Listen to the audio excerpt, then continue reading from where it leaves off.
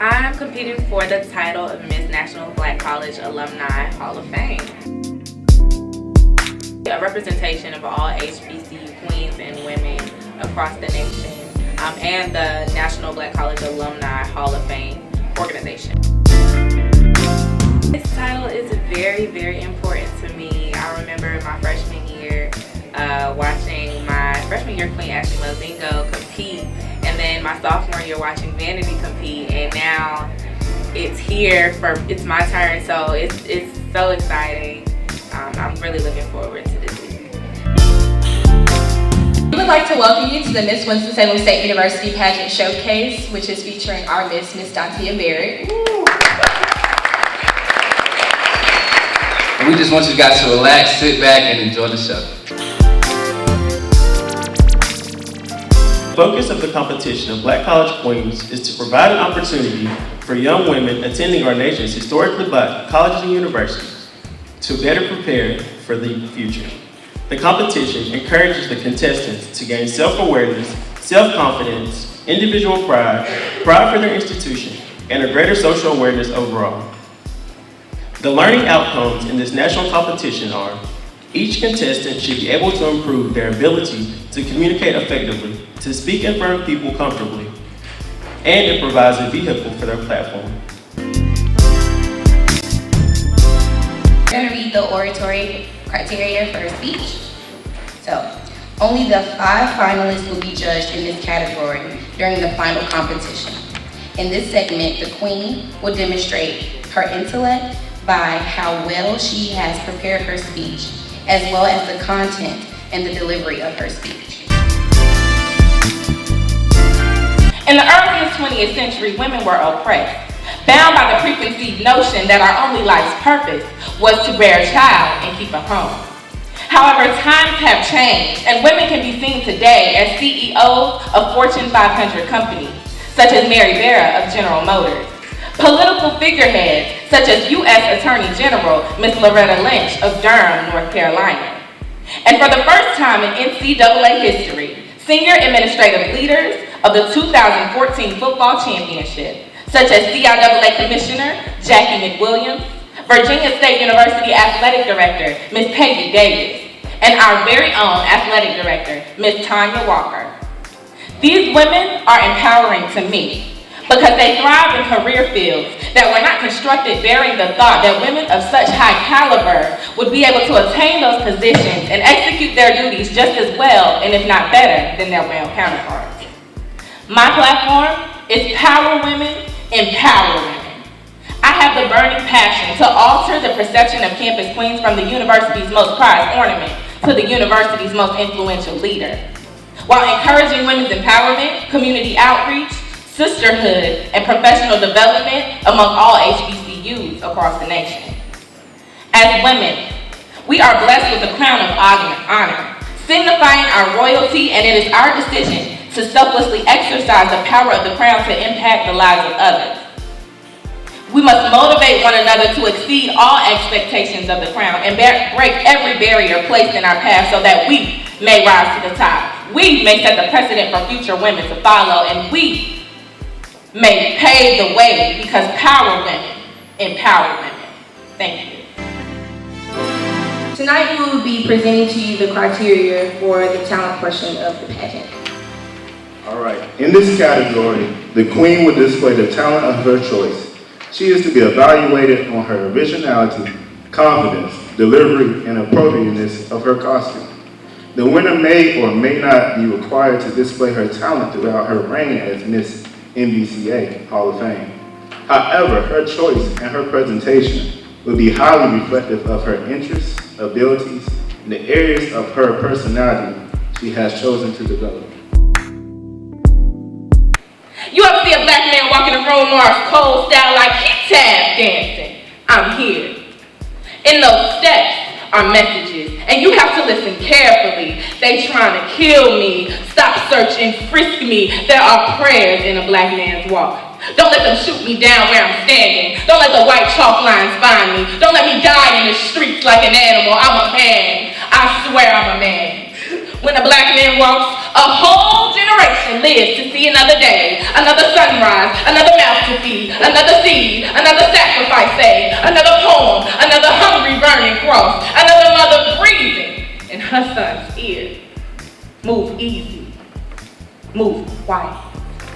Keep your head down, boy. It don't matter if you're 16 or 60. When a black man walks, he is always hunted. He is always animal. He is always standing out like a living corpse. He smells like a KKK appetizer. Nuggets of his own flesh, dipped in his own blood. Ooh! When a black man walks, wait for it. Listen to the vibrations playing beneath his feet. Pay attention to the orchestra when he walks in the room. See how many faces change to fear in the presence of a black man. See how many women hold their purse so tight that their fingers grow numb. See how many men hide their eyes, wishing the darkness would go away, maybe choke itself to death.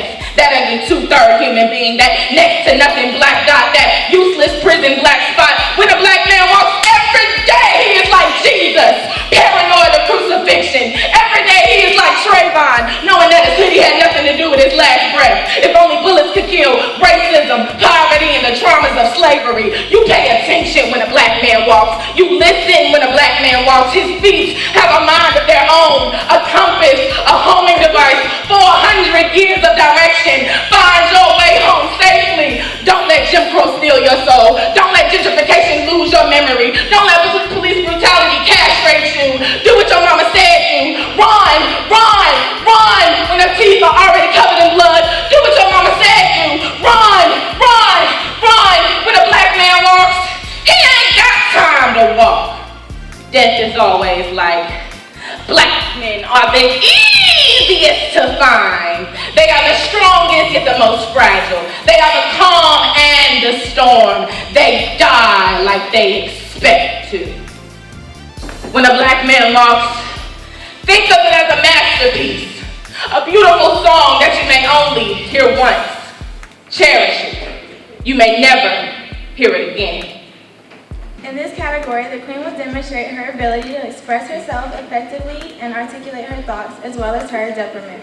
She will be judged on how well she answers questions with ease and confidence. Sufficient answers should be given without rambling. During the preliminary judging, a panel of judges will interview each queen for 3 to 5 minutes. During the final competition, finalists will answer an on-the-spot question that she must respond to within 1 minute. Question number 3. How would you describe your personal style? I would describe my personal style as trendy and modern, yet conservative with a little bit of edge.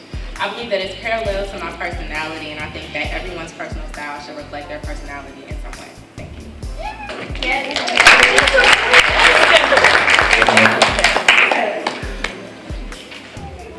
Number 28. Should gay student athletes be required to use a different locker room? Explain your answer. Can you please repeat that question? Yes. Should gay student athletes be required to use a different locker room? Explain your answer. No, I do not believe gay student athletes should be required to use a different locker room, simply because it's completely discriminatory, irrational, and it violates our equal opportunity laws. Thank you.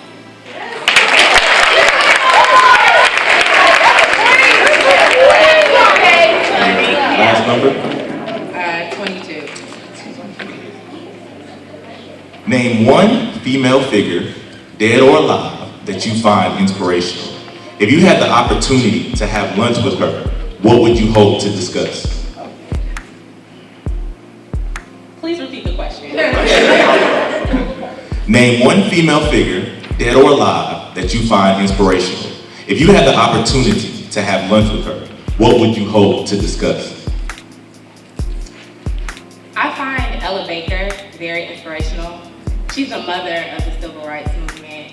Her leadership style, her selfless service to her community, and her passion for change and equality in the African American community is what I find particularly inspirational. If I were to sit down with her and have dinner, I would want to talk to her about how her HBCU experience at Shaw University influenced her advocacy in African American society. in the presentation. We will have our special remarks, acknowledgement. If anybody wants to come up and speak, feel free to do so. You're really like a special person, and you have so much to offer people, like give, and I don't think you really realize, like, anything that comes out of your mouth, it touches somebody. Before I look up to you, and I'm really happy that I'm on court as well, because I have learned and gained so much just from watching you, helping you here and there. Continue to be great. Let your personality shine this weekend. You're going to be great. You're going to win. You're going to turn out and have fun. Everything you do, you give 100%. And I've never met anybody like that in my life. Welcoming you were, and how bubbly you were, and how much you encouraged me, and I still see you encouraging young girls to this day. I know that you always give your full potential and your full drive and passion to everything that you do. Good luck to you, and congratulations. Just have a positive mind. What rumors that you have heard about this pageant, just have a positive mind because you're going to win. I saw and recognized a spirit in you that is fitting for the position that you're in now. You're already wearing a crown so tall and representing this university so well. I want to say as an alumni how much I appreciate seeing young women like yourself come through and wear the crown. He really loves you. He wants you to do great. He's going to be here to represent him. So I didn't know what happened when you got here. So yeah, we'll have a cow. 2 times. So take that and good luck. I would like to echo the sentiments of the fact that you do what you say you're gonna do. And as an alum, and also as an administrator, I trust my university with you. I really wish I could be there to see you, but I know you're gonna do great. I was actually deciding, considering Howard University, but I convinced her and tried to really push her to come to Winston-Salem State, and I'm really glad that she did come to Winston-Salem State. Having the experience of being a Mrs., and not only being a Mrs., but being an SGA, and knowing what our university needs, knowing where we're at now and where we're destined to go. You are destined for greatness. I wish I could be there to see you, but I know you're gonna do the best that you can. I can never forget you told me myself, and that's just like why he was loud and being himself. From the time I met you, at the end of my freshman year, after we got elected, I knew that there was something special about you. From the way you carried yourself, to the way you lit up the room, and honestly, the way I saw you treat my lawnmower. And when it comes to growth, I can tell that from the time that we set foot on the court together, that you are truly a phenomenal woman. I really, really appreciate all of the kind words. I love y'all so much. All of my support is here, and that's all I need to succeed and to move forward. I always tell people don't think about the negativity and the things that stress you out. Think about your supporters you have, and use that as a drive to push forward. And so I have that from you all today, and I thank you guys so much.